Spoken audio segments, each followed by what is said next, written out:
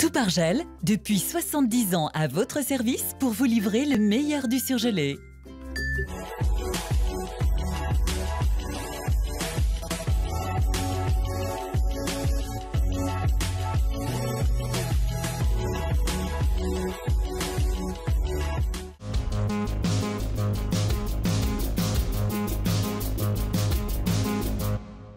Premier bébé pour la toute nouvelle maternité du Medipôle qui vient d'ouvrir. Marin reçoit la Légion d'honneur pour service exceptionnel.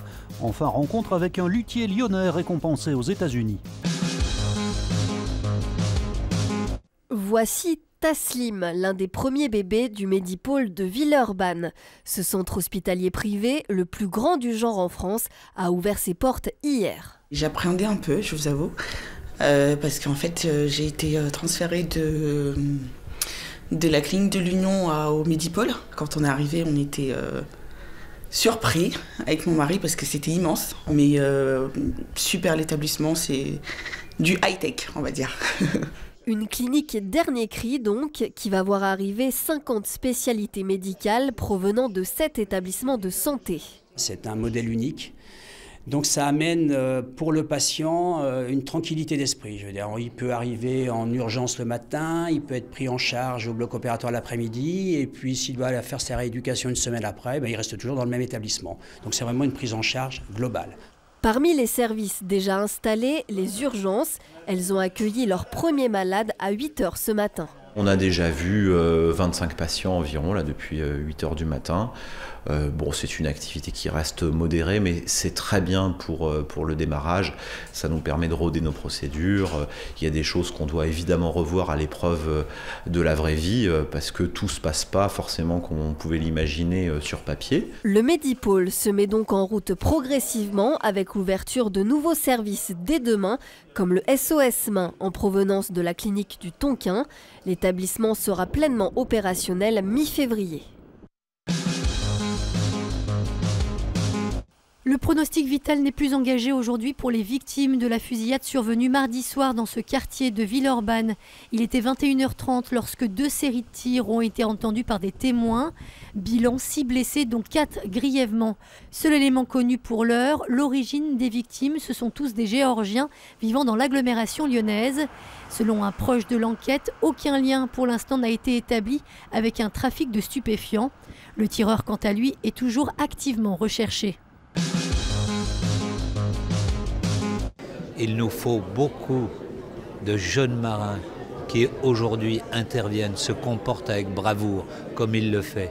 C'était en novembre 2017 à l'Hôtel de Ville. Gérard Collomb, alors ministre de l'Intérieur, annonçait son souhait de décerner la Légion d'honneur à Marin. Ce jeune homme grièvement blessé à la tête alors qu'il intervenait lors d'une agression à la Part-Dieu. Désormais, c'est officiel. Marin, âgé de 22 ans et qui poursuit sa rééducation, vient d'être promu chevalier de la Légion d'honneur pour service exceptionnel. C'est beaucoup d'émotions, c'est une grande surprise. Beaucoup de fierté aussi. On est extrêmement fiers de Marin. On n'attendait pas cette médaille pour l'être, mais c'est une reconnaissance tellement importante que c'est particulier pour nous. Marin a bénéficié d'une procédure exceptionnelle en raison de son jeune âge. La Légion d'honneur pour mérite éminent au service du pays requiert normalement 20 ans minimum d'activité. Il a eu du mal à le croire au début. Je pense que au-delà de la reconnaissance pour Marin, ça représente un symbole, un message envoyé aux personnes, aux gens, disant qu'ils font partie d'une société, qu'il faut agir dans cette société et que Marin a bien fait ce jour-là. Alors là, je suis en train de faire une voûte d'alto. C'est préparer le galbe de la table, de l'instrument, et c'est ce qui définit le son et le timbre de l'instrument. Coup de chapeau à David et Léonard Widmer. Ce luthier lyonnais a remporté 2 médailles d'or et 1 d'argent au prestigieux concours de lutherie de Cleveland aux États-Unis. J'ai pris les billets d'avion, je me suis dit je vais avec les 3, violoncelle, alto, violon, on va pas se déplacer pour rien, en espérant que au moins un de ces 3 fasse quelque chose. D'être primé sur les 3 instruments, ça a été vraiment pour moi de la folie, enfin, c'était génial. David Léonard exerce son métier depuis une dizaine d'années, après avoir étudié dans une des rares et très sélectives écoles de lutherie. Alors il y a une école à Mirecourt dans les Vosges, en France. Il y a une grande école par pays en général. C'est une formation à Mirecourt sur 3 ans. Et il y a à peu près 200 dossiers qui sont posés en candidature chaque année. Et au final, il y en a 12 qui sont pris. Une chose est sûre, après ses médailles aux États-Unis, le luthier lyonnais a sa notoriété assurée.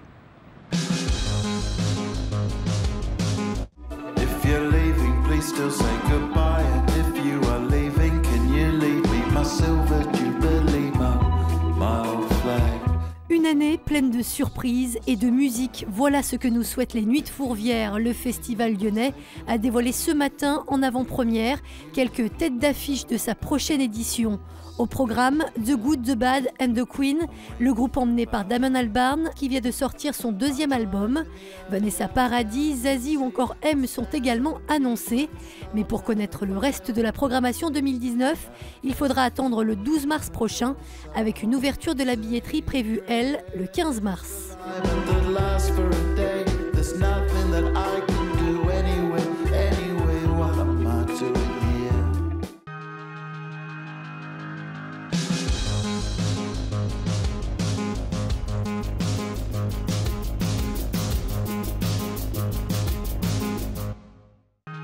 L'info continue sur tlm.tv, les réseaux sociaux et le fil info. La météo